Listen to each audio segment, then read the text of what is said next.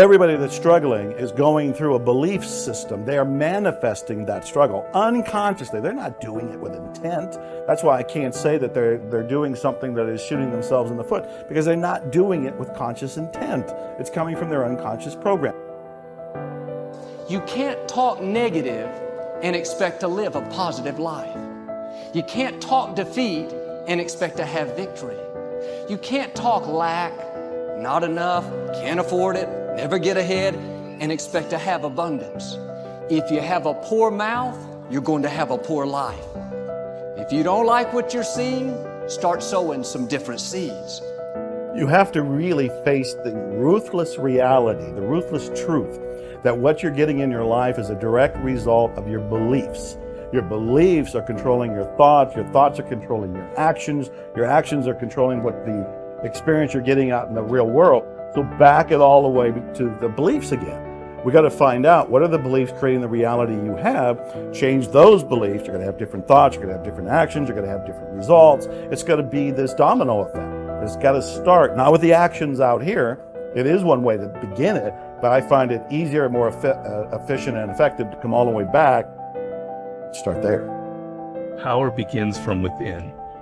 If you're aware of who you are, if you're aware of what you're good at, what you're not good at, if you're able to see how emotions kind of govern your life, if you can learn what your weaknesses are and how to control them, you can't ever get complete control, but awareness is almost enough. Slowly through this process of knowing who you are and understanding other people and how they operate so you don't make stupid mistakes in life, you can increase that little tiny margin more and more and more, and you will be a person of power. See, the way in which we operate, ladies and gentlemen, it's a manifestation of what we believe, what's possible for us. Whatever you've done up to this point, all that it really is a duplication, it's a reproduction of what you believe subconsciously that you deserve and what's possible for your life. Most people operate out of their personal history, out of their memory, things they've done, things they've experienced, things they've seen, things that they have observed. What I'm suggesting that you operate out of a larger vision of yourself. I want you to see yourself doing what you want to do, experiencing what you want to experience, having what you want to have, doing what it is that gives your life some meaning and value. Operate out of your imagination, not your memory. Because whenever you look at where you want to go, I'm wanting to warn you, you will have some conversation back here after you go through the data that you've experienced in life saying you can't do it. And so what you want to begin to do is ignore that inner conversation. Start putting the right things in. Now, we live in a time in society where there's so much great information, whether it's a podcast, whether it's inspirational interviews, whether it's books or the lives of some of the people we looked at earlier. Every single day, or at least every single week, if you want to take your compass needle and start remagnetizing it in a positive direction by exposing yourself to the kind of information that supports your potential and your greatness and where you want to go. Now, there's no excuse for not being able to do that now in a society where it's so available. But if you're not choosing to do that, by default, you're going to be hooked into somebody else's agenda. If you don't start filming as the star of the movie in your life, by default, you're going to end up as a film extra in somebody else's. Remember this, you're the lead character in the story of your life, and the person who controls that script is you and your God. And at any point, you can decide to step into a new chapter. You can step in to be a whole new leading character. All you can be responsible for is yourself. Your starting position is, right? You have to evolve with the different situations that are presented to you. And my experience is, if you do that, the rest will happen. The people around you will be raised naturally. Understand that? Like if you bring anger into a situation, imagine a household where everyone's always fighting. If all of a sudden somebody's not, and somebody's bringing understanding and love, that's all they have to do. It will change things, right? But you can't sit there and say, I won't change it until everybody else does. You know, I'm going to protect myself. That doesn't work. That doesn't work. That's the chicken and the egg. Change. Right. So that you're asking, I'm just not surprised. I said, such big things, all right? It's like, can it be better? Of course it can be better, but it requires that everybody work on themselves. When you saw this depressed thoughts coming in, or these self-sabotage thoughts coming in, what did you shift it with affirmations, with different thoughts? What did you start to say? It was just the awareness, that, as I said, the very first stoplight where I started all of a sudden listen while I'm waiting for the light. It was like the first time I tuned in and go, what the hell are you thinking?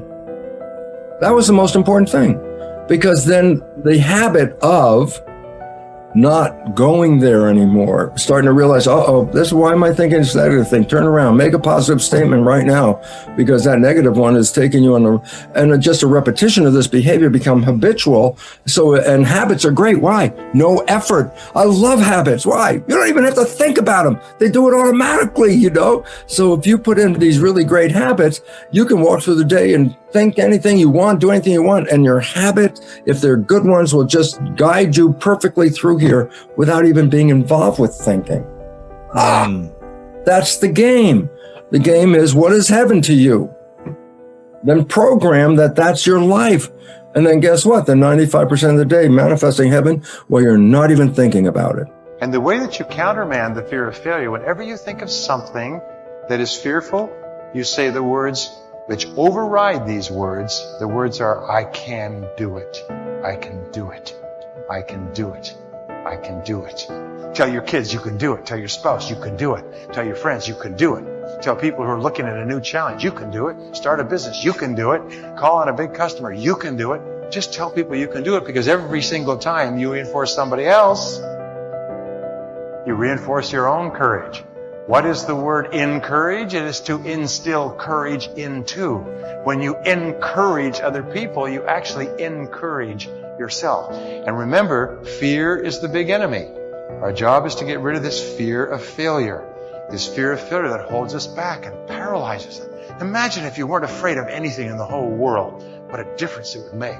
Imagine if you were guaranteed a success in anything. If somebody waved a magic wand and said, whatever you do from now on, you'll be successful.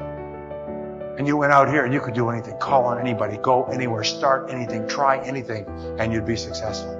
We don't realize how much of a role fear plays in our life until we think what we would do if we didn't have any. The brain is made up of two types of cells, neurons and glia, and it's pretty much complete at the 8th month of pregnancy, with twice as many neurons as the adult version. As we age, neurons that aren't used don't fit the required job, or are simply too weak, will be pruned away in a process known as neural Darwinism. Therefore, the assumption is that as we age, our capacity to learn and retain information diminishes. But it's not true. If you don't use your brain, then of course you will lose it, but that has nothing to do with age. In truth, the brain is much more pliable than we first thought. It is able to change as our environment and experiences change. We can learn, and more importantly, unlearn. Whenever you carry out certain behavior or think a thought, a neural pathway is created. If that behavior or thought is repeated often enough, the pathway becomes more fixed and turns into a neural superhighway. When those superhighways are positive, it's great. If not, they can be very destructive, but they can be dismantled. Your brain has amazing plasticity. Did you know, for example, that the brain can retrain idle networks to carry out new tasks? People who have suffered brain damage have been able to retrain other parts of their brain to do what the damaged part used to do. And this basic plasticity remains, regardless of age. Your brain can renew itself, learn and rewire, and you don't need to sit in a classroom to do so. It is possible through new thought, new actions, and new emotions. Researchers divided a test group into 4. The first group were asked to physically practice a one-handed 5-finger exercise on the piano. Group 2 were to play the piano randomly, and Group 3 were asked to watch Group 1 memorize the exercise and mentally rehearse it only while Group 4 did nothing. Each group was to do their thing for 2 hours a day for 5 days. 2 things were fascinating about this study. First, the speed at which the brain altered, new pathways were created after just 10 hours of practice over 5 days. Perhaps what is even more amazing is that Group 3, who did not actually play the piano but pretended to do so in their minds, had almost as much brain activity in the exact same area of the brain as Group 1. You share in that all power, all wisdom of mind, but you've got to take it. The power is there, but you must use it.